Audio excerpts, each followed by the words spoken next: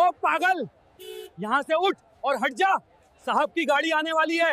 जमीन पे बैठ के पूरा बस स्टैंड गंदा कर रखा है। तुम्हें जरा सा भी अंदाजा है तुम जिसे भिखारी बोल रहे थे वो है कौन? नमस्कार दोस्तों। हम अक्सर सड़कों पर फटे हाल घूमते पागलों को देखकर मुंह फेर लेते हैं। हम उन्हें गंदगी कहते हैं, बोझ कहते हैं। लेकिन क्या आपने कभी सोचा है कि उस फटे हुए लिबास के नीचे एक ऐसा दिल धड़क रहा हो सकता है जिसने इस देश के लिए वो खोया है जिसकी हम कल्पना भी नहीं कर सकते? आज की कहानी उसी पागल की है जिसे दुनिया ने ठुकरा दिया, लेकिन वक्त ने उसे गोद में उठा लिया। दिल थाम कर बैठिएगा, क्योंकि यह कहानी आपकी आंखों से आंसू नहीं, अंगारे निकालेगी। कहानी शुरू होती है राजस्थान के एक धूल भरे कस्बे रामगढ़ के पुराने बस स्टैंड से। मई की दोपहर थी। सूरज आग उगल रहा था। बस स्टैंड पर यात्रियों की भीड़ थी। बसों के हॉर्न और फेरीवालों की चिल्लाने की आवाजें गूंज रही थीं। इसी शोर शराबे के बीच वाटर टैंक के पास एक अजीब सा आदमी बैठा था। नाम किसी को नहीं पता था। लोग उसे सिर्फ बामरा पागल कहते थे। उसकी हालत देखकर किसी को भी घिन ना जाए। बाल जटाओं की तरह उलझे हुए, दाढ़ी बढ़ी हुई जिसमें धूल जमी थी, और शरीर पर कपड़ों के नाम पर सिर्फ एक फटा हुआ खाकी रंग का पैंट और एक तार तार हो चुकी शर्ट थी। उसके नंगे पैर छालों से भरे थे। वह आदमी अपनी ही दुनिया में खोया रहता था। कभी हवा में हाथ हिलाता, कभी जोर जोर से हंसने लगता, तो कभी एकदम सावधान होकर खड़ा हो जाता। बस स्टैंड के ठीक सामने सेठ दीनदयाल की मशहूर कचौड़ी की दुकान थी। दीनदयाल एक बहुत ही गुस्सैल और घमंडी आदमी था। उसे अपनी दुकान की साख की बहुत चिंता रहती थी। उस दिन दुकान पर भीड़ ज्यादा थी। वह बावरा भूख से तड़प रहा था। उसकी नजरें दीनदयाल की कढ़ाई में तल रही कचौड़ियों पर थीं। भूख इंसान को जानवर बना देती है, लेकिन वो पागल फिर भी अपनी मर्यादा में था। उसने भीख नहीं मांगी, बस दूर से देख रहा था। तभी एक कुत्ते ने उस पागल के पास पड़ा एक दोना चाटना शुरू किया।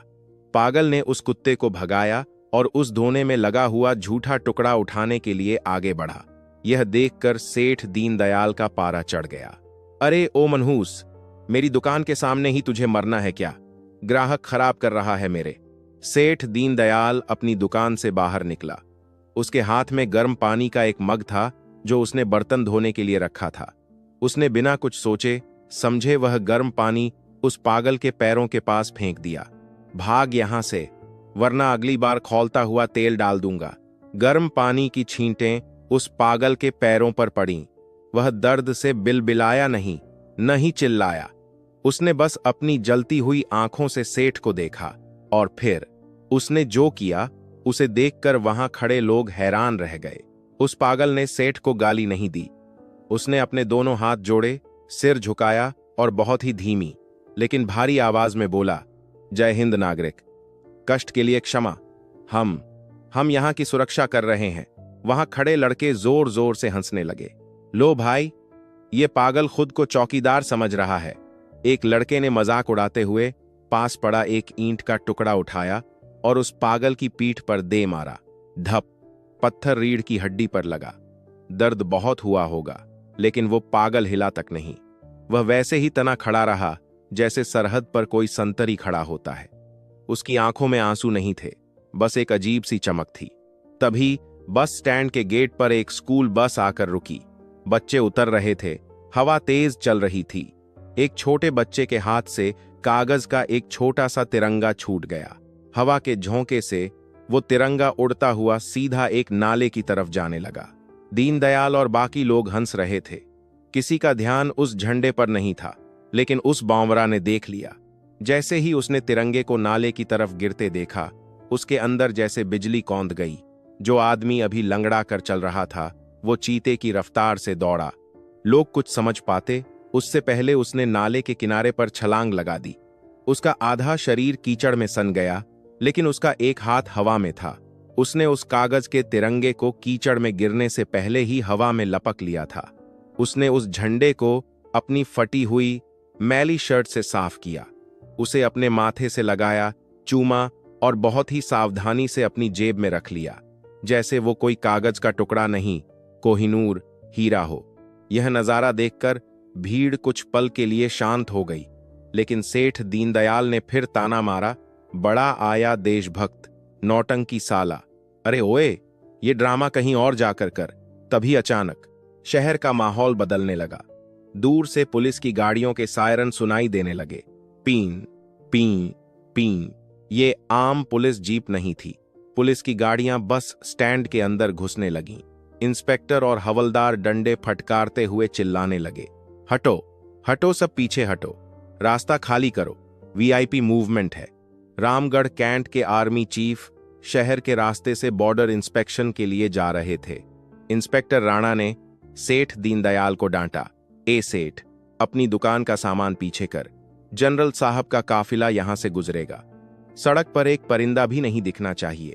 तभी इंस्पेक्टर राणा की नजर उस पागल पर पड़ी जो अभी भी सड़क के किनारे खड़ा होकर उस कागज के झंडे को सीधा करने की कोशिश कर रहा था। इंस्पेक्टर राणा का दिमाग खराब हो गया। अरे, ये पागल यहां क्या कर रहा है? अगर जनरल साहब ने इस भिखारी को देख लिया तो मेरी नौकरी खा जाएंगे, इसे हटाओ यहां से। दो हवलदार दौड़कर उस पागल के पास गए। चल बे, उठ यहां से, साहब लोग आ रहे हैं।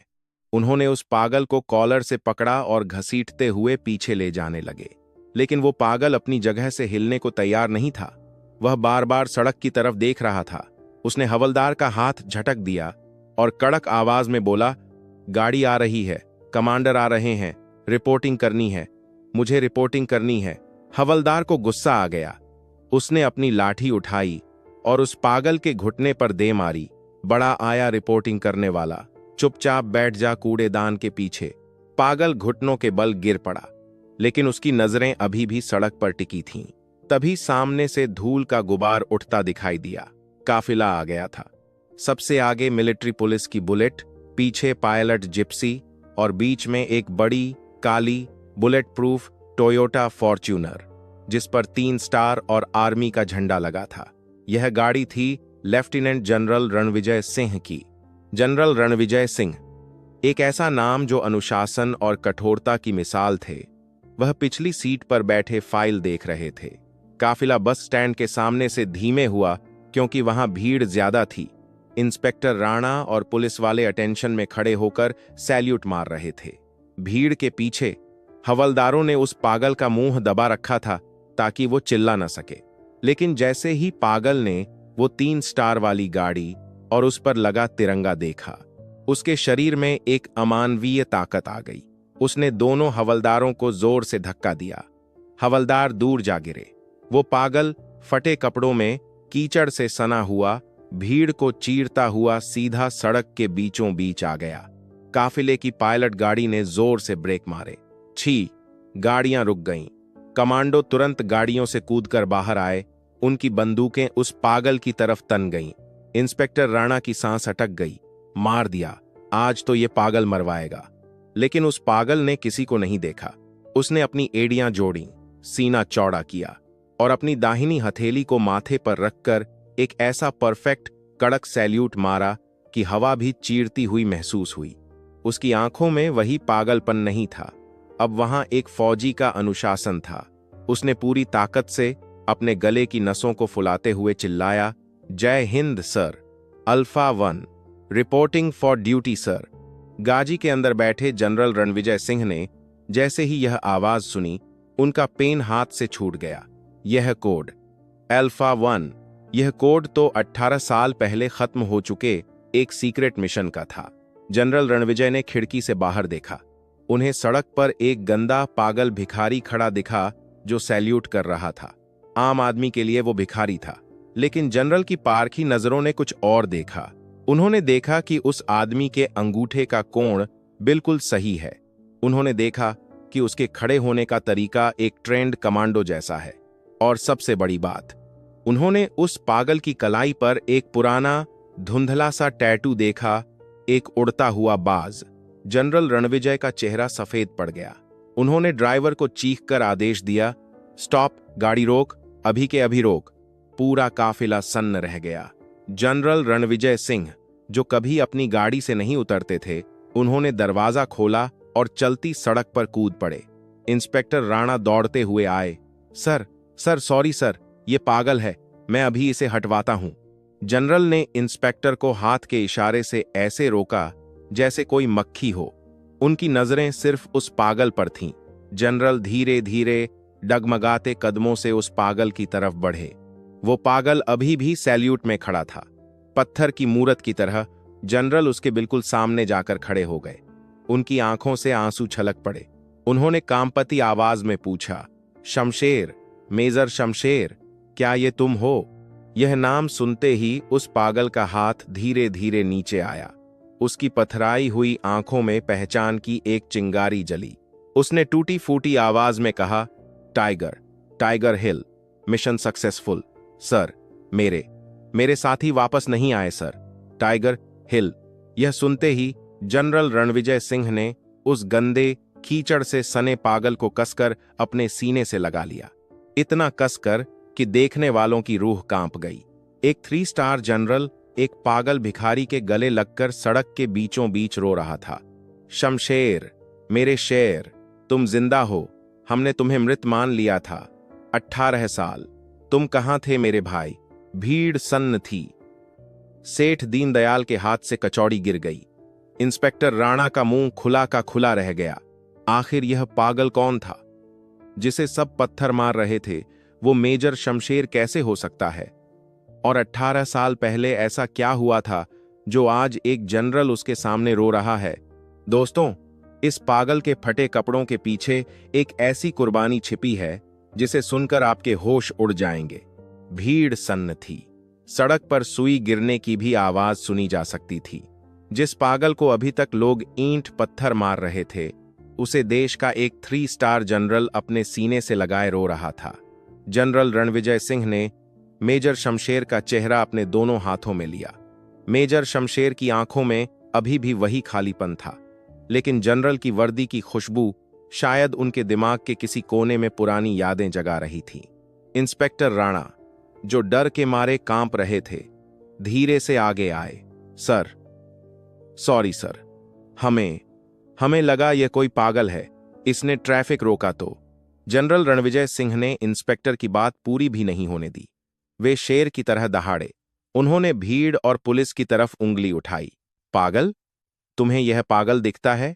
जनरल साहब ने मेजर शमशेर की फटी हुई शर्ट का बायां हिस्सा, लेफ्ट साइड, फाड़ दिया। वहां पसलियों के पास जलने के और गोलियों के गहरे निशान थे। भीड़ ने जब वो भयानक जख्म देखे तो कई लोगों ने अपनी आंखें बंद कर लीं। जनरल रणविजय की आवाज भारी हो गई, लेकिन उसमें इतना गुस्सा था कि लोग सहम गए। देख रहे हो ये निशान? ये किसी कुत्ते के काटने के निशान नहीं है। ये दुश्मन के टॉर्चर सेल में दी गई वो यातनाएं हैं जो अगर तुम में से किसी को एक दिन भी दी जाएं तो तुम्हारी रूह कांप जाए।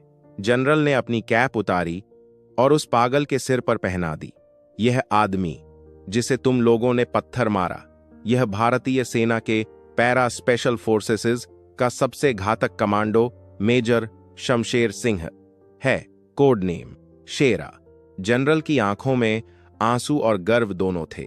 18 साल पहले हमने एक मिशन भेजा था, ऑपरेशन ब्लैक थंडर। दुश्मन ने हमारे देश पर एक बहुत बड़े बायो अटैक की साजिश रची थी। हमें उस लैब को उड़ाना था। मेजर शमशेर उस मिशन के लीडर थे। इन्होंने उस लैब को उड़ा दिया, देश के करोड़ों लोगों की जान बचा ली। लेकिन वापसी में ये अपने साथियों को बचाने के लिए पीछे रुक गए। जनरल का गला भर आया। हमें खबर मिली कि वहां एक धमाका हुआ और सब मारे गए। हमने इनकी शहादत मान ली थी, लेकिन दुश्मन ने इन्हें मारा नहीं, इन्हें कैद कर लिया। 18 साल, सोच सकते हो? 18 साल तक अंधेरे कमरों में बिना खाने के रोज मार खाना, बिजली के झटके सहना, सिर्फ इसलिए कि ये अपने देश का राज उगल दें। दुश्मन ने इनका शरीर तोड़ दिया, इनका दिमाग तोड़ दिया, इन्हें पागल बना दिया और बॉर्डर पर फेंक दिया। लेकिन जनरल ने मेजर शमशेर की तरफ देखा, जो अभी भी सावधान मुद्रा में खड़े थे। लेकिन दुश्मन इनका जमीर नहीं तोड़ पाया। याददाश्त चली गई, अपना नाम भूल गए, अपना घर भूल गए, पर एक चीज नहीं भूले, देशभक्ति और अनुशासन। सेठ दीनदयाल, जिसने गर्म पानी फेंका था, अब शर्म के मारे जमीन में गड़ा जा रहा था। जिन लड़कों ने पत्थर मारे थे वे भीड़ में छिपने की कोशिश कर रहे थे। मेजर शमशेर, जो अब तक चुप थे, उन्होंने अपनी जेब में हाथ डाला। उनका हाथ कांप रहा था। उन्होंने अपनी जेब से वही कीचड़ में सना हुआ कागज का तिरंगा निकाला। उन्होंने उसे अपने कांपते हाथों से सीधा किया और जनरल रणविजय की तरफ बढ़ाया। उनकी फटी हुई सूखी जुबान से कुछ शब्द निकले। सर, झंडा झंडा नीचे नहीं गिरना चाहिए। भारत माता की। बोलते बोलते मेजर शमशेर लखा गए। उनका शरीर अब जवाब दे रहा था। जनरल ने उन्हें थाम लिया। उन्होंने वह गंदा कीचड़ वाला झंडा मेजर के हाथ से लिया। जनरल ने उस गंदे कागज को अपने होठों से लगाया, फिर अपने माथे से और अपनी वर्दी की ऊपर वाली जेब में रख लिया, वहां जहां उनके मेडल लगे थे। जनरल ने तुरंत अपने डॉक्टर को चिल्लाकर बुलाया, मेडिक मेडिक, स्ट्रेचर लाओ तुरंत। कमांडो दौड़ पड़े। मेजर शमशेर को बहुत सावधानी से स्ट्रेचर पर लिटाया गया। जनरल रणविजय सिंह, जो कभी किसी के सामने नहीं झुकते थे, उन्होंने मुड़कर उस भीड़ को देखा। शर्म आती है मुझे। जिस आजादी की हवा में तुम सांस ले रहे हो, जिस दुकान पर तुम धंधा कर रहे हो, वो इसी पागल की दी हुई भीख है। इसने अपनी जवानी, अपना परिवार, अपना सब कुछ तुम्हारे लिए खो दिया। और तुम लोगों ने इसे क्या दिया? पत्थर, गालियां, गर्म पानी। जनरल की आवाज गूंज रही थी। याद रखना, जब तुम अपने घरों में चैन से सोते हो तो सरहद पर कोई शमशेर जाग रहा होता है। फटे कपों में अगर कोई इंसान दिखे तो जरूरी नहीं वो भिखारी हो सकता है उसके कंधों पर किसी वक्त तुम्हारे देश का भार रहा हो। सेठ दीनदयाल दौड़कर आगे आया और जनरल के पैरों में गिर पड़ा। साहब, मुझसे पाप हो गया साहब, मुझे गोली मार दो। मैंने भगवान पर गर्म पानी डाला है। वह फूट फूट कर रोने लगा। जनरल ने उसे कुछ नहीं कहा, बस इतना बोले, प्रायश्चित करना है तो आज के बाद किसी लाचार का मजाक मत उड़ाना, क्योंकि वर्दी उतरने के बाद फौजी सिर्फ एक इंसान रह जाता है, लेकिन उसकी आत्मा हमेशा फौजी रहती है। मेजर शमशेर को एम्बुलेंस में नहीं, बल्कि जनरल साहब की पर्सनल गाड़ी में बैठाया गया। जब काफिला चलने लगा तो मेजर शमशेर खिड़की से बाहर देख रहे थे। उनकी आंखों में एक सुकून था। शायद उन्हें समझ आ गया था कि उनकी ड्यूटी अब खत्म हुई और वो घर जा रहे हैं।